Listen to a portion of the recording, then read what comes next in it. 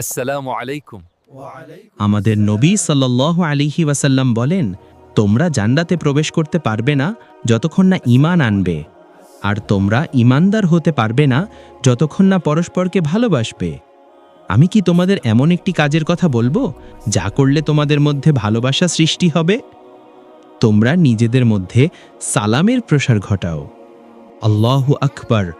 অর্থাৎ জান্নাতে পেতে হলে ঈমান লাগবে, ঈমানের জন্য ভালোবাসা লাগবে, আর ভালোবাসা বাড়াতে সালামের প্রসার ঘটাতে হবে। আসসালামু আলাইকুম। এই ছোট্ট বাক্যটি শুধু একটি সম্ভাষণ নয়, এটি জান্নাতের পথে একটি বড় পদক্ষেপ। আপনি কি এখন থেকে পরিচিত অপরিচিত সবাইকে সালাম দেওয়ার অভ্যাস করবেন? পারলে কমেন্টে আসসালামু আলাইকুম লিখুন। হে আল্লাহ, আমাদের সমাজে শান্তি ও ভালোবাসা ছড়িয়ে দেওয়ার তৌফিক দিন। আমিন। প্রতিদিন এমন ঈমানি স্পৃহা পেতে চ্যানেলটি সাবস্ক্রাইব করুন।